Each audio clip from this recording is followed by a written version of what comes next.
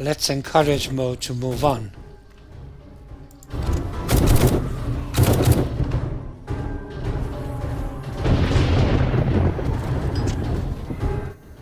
Burning them is much more effective in this base, I think.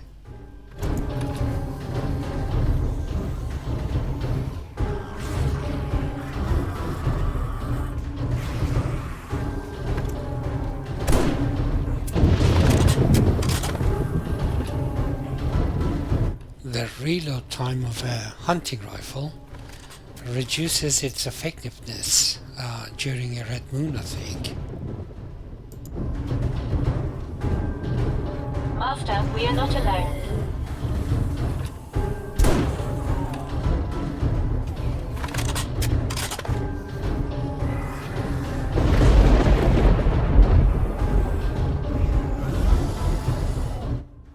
Well, so far none of them have managed to get to my level.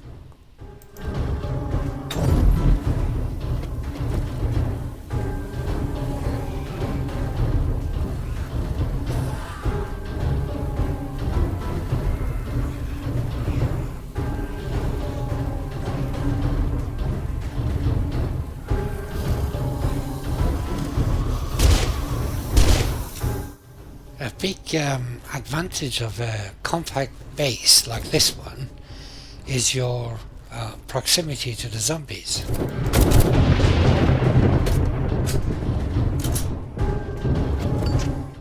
It's easier to shoot them or hit them with mollies or other types of explosives.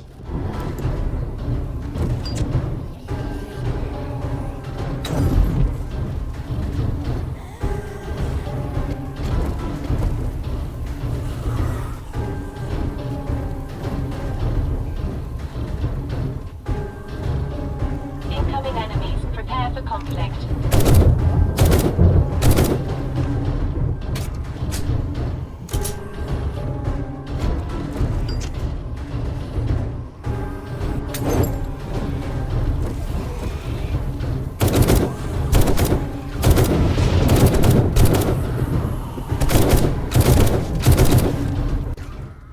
You know, I could just stand here all night and just pick them off.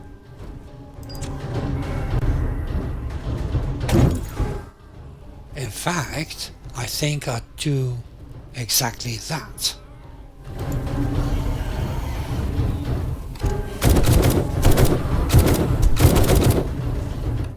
But first, let's have a look at the base from outside. Incoming enemies, prepare for conflict.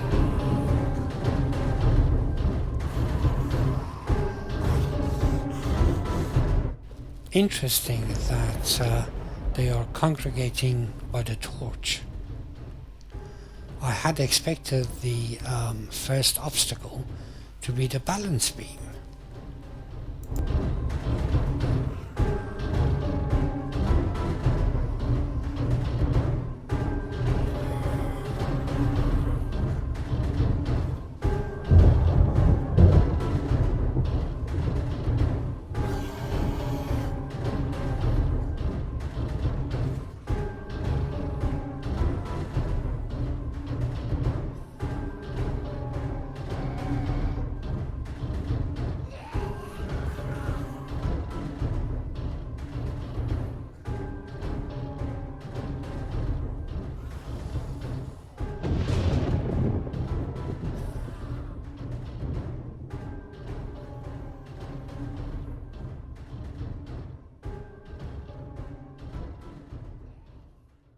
So this is the base.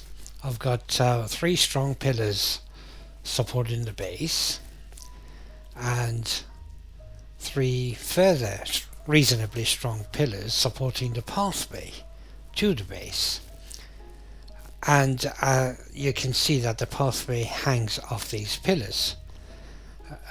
Zombies all meet various barriers, go up this ramp, and you know, I don't actually expect many of them to get up here, which is why my second and subsequent barriers are all made out of wood.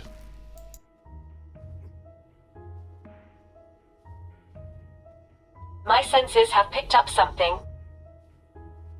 Let's have a look. Oh, look. There you go. There's your proof that this base works against animals too. Huh. I mean, at the end of the day... Alright, let's see. Wait. Let's see how the dog does. I mean, I expect the dog to be a bit more clever. And surely they are. Look. That was funny. Anyway, there you go. There's your living proof that the base works against animals too.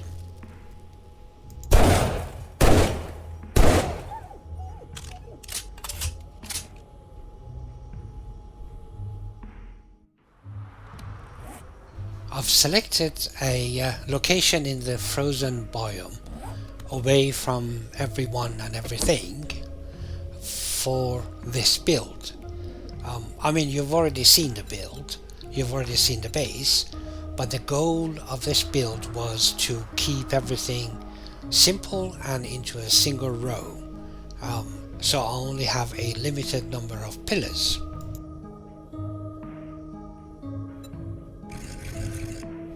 I'm starting off here with the entrance to the base, with the entrance to the ramp that leads to the base. And you know, I found out that zombies tend to get stuck at entrances, because if they can't necessarily jump over something, they'll stand there and beat it. Now, the thing about having this particular magic base is that if the base, part of the base is broken, if the zombies can't see a clear path to you, they won't follow the base. They'll go and start beating at something else. And I worked out a way of making sure that they can actually get onto the ramp and they won't do any damage. And it all starts with this elaborate entrance. What it is that it's using a whole pile of ramps of various shapes to have a continuous flow onto the ramp. I mean, I know this is a bit of an elaborate entrance, but you know, I've made sure that zombies can't break it. And in this particular game, in this particular map that I'm playing, I mean, I'm on day 130, so I wouldn't risk using wood for this. But in a lower number of days, lower day count, you can actually use wood, because they typically, because of the shape of this thing, they typically leave it alone and just literally just walk over it, and that's it. Objective achieved, I guess.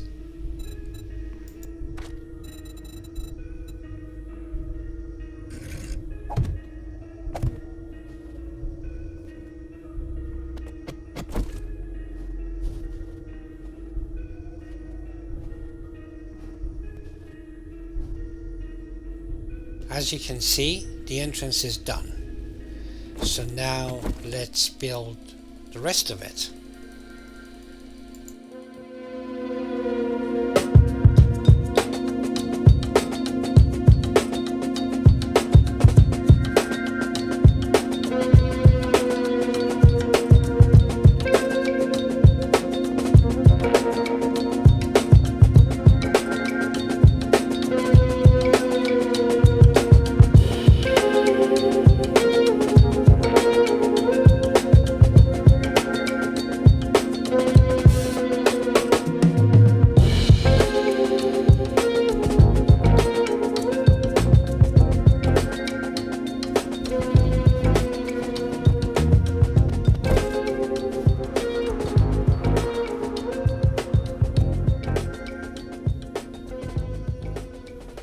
Okay, we are now at the limits of cobblestone, and really to carry on I need to add extra support to it. but I am going to use a little trick which I'll make clear later on, and use the pillar, the support that I add for this ramp, as also a pillar for my base.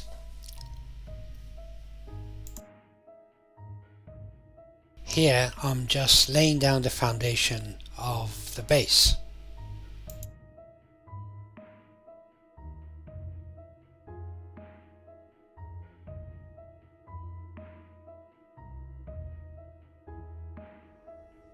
Now, about that little trick, the thing is, any shape that you care to choose occupies a whole block, which means that other blocks that tend to stick to other blocks will be able to use that space. So here, as you can see, I've got a little bar, and what I'm doing is attaching another block to it, and it looks like it's floating up in the air, but in fact it's not. It's stuck to that block. However, the gap in between allows the zombies to fall through. It allows my base to float in the air and at the same time have support, as you can see. Right? I mean, it's a neat little side effect of block-based structures, and we're just exploiting that here. Anyway, I am going to finish the rest of the base. You won't really need to see it because you've seen all the rest of the base. The important point that I wanted to show here was how the same pillars were used both as support for the base and as support for the ramp.